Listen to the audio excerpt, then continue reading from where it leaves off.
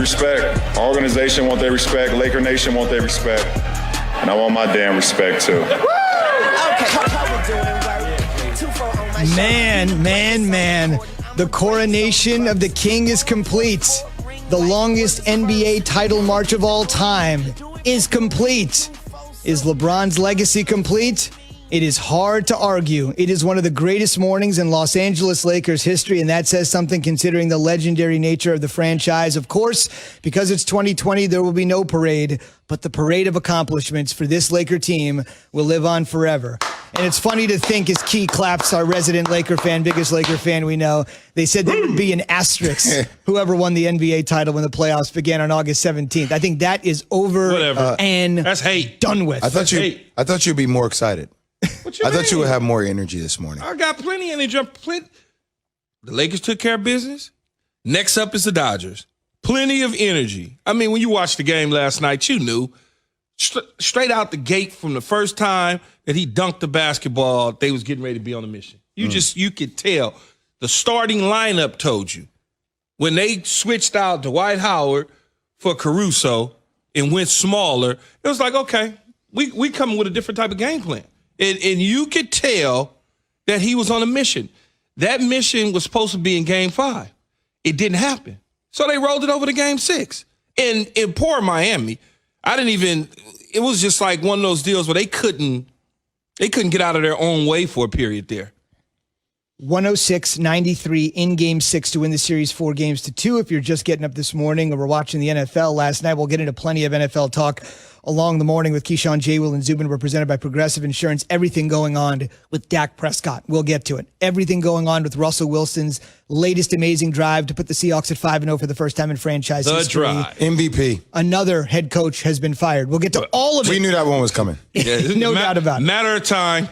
So a matter of time before the Lakers probably won that 17th title. They were up 3-1, like you said, got the scare, ended up winning last night. You saw the effort, you saw the stress on LeBron the last couple games, wanting to close it out, realizing what was on the line individually and collectively. Where does this rank to you fellas in terms of all the championships LeBron has won? Well, I think when you look at it, obviously from an individual standpoint, the Cleveland one is number one to me. Because whenever you can go back home and take care of business in the city in which you were raised and desperate and all of those sort of things, that's number one.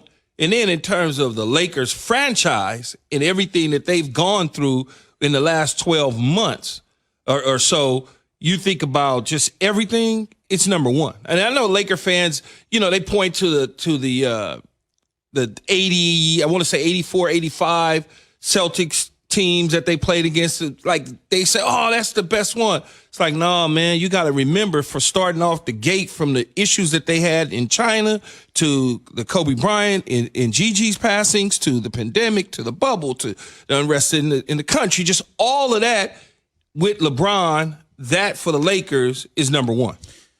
You see, Key, the job is finished. The job is finished.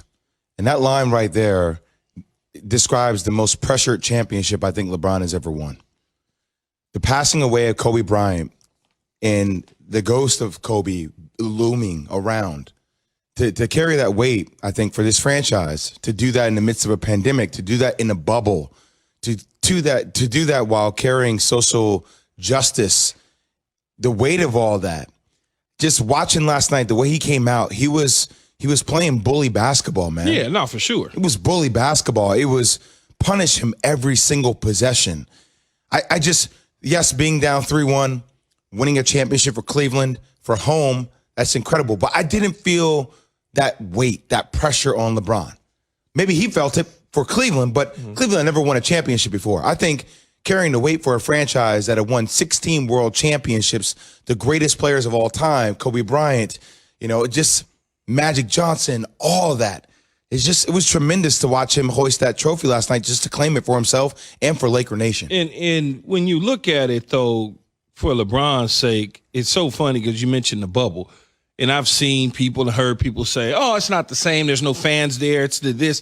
I'm like, I don't understand how people don't get that you are isolated from essentially the world. Like, only people you dealing with are people that are inside there.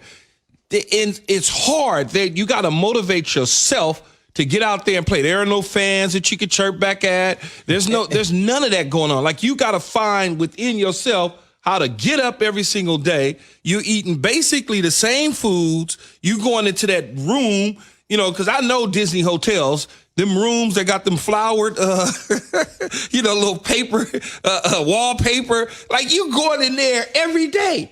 Like, that's from a mental standpoint, Z, that's gotta be stressful. And Keith, take it to another level. Like, the one thing that always recalibrates me is, regardless of the day, when I walk in my home, my kid is right there like, Dada, what are we doing? Yeah. Get you out of your funk. You don't got that no more. You don't got seeing your wife. You don't got having a home-cooked meal. You don't got seeing friends. You don't got any of that. You're just by yourself or with your teammates, which was cool when you were 13 playing AAU ball, but as a grown man, that's different. Or it's good when you're there for a month in training camp. But when you're accustomed to a certain square footage and space, and you basically in four walls with a TV, I mean, that's a long time to be dealing with that. No doubt. Coming up in 24 minutes at 6:30 Eastern, the Lakers march to that longest championship. And some of the things you may not remember happened. The poignancy of Kobe Bryant was there, but there are plenty of other things throughout this near calendar year that the Lakers overcome you may not be thinking about. Zubin, 373 days is the number that you need to remember. We started preseason 373 days last year. That's how long this season has been. Like, so for all these guys to finalize the season by winning this grind you out type world championship speaks volumes about this team's endurance and their ability actually to finish the job. It's a great point. We're asking you on the Dr. Pepper Twitter feed, is this the Lakers' greatest championship? You certainly heard Key weigh in. You heard Jay weigh in. We want to hear from you. Be a part of Keyshawn, J. Will, and Zubin Nation on the Dr. Pepper Twitter feed. Simple.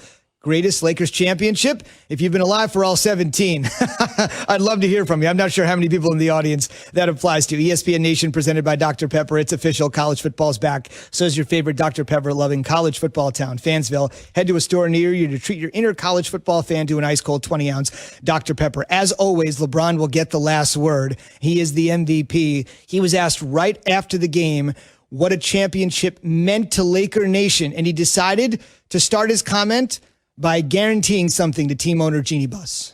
It means a lot. It means a lot to represent this franchise.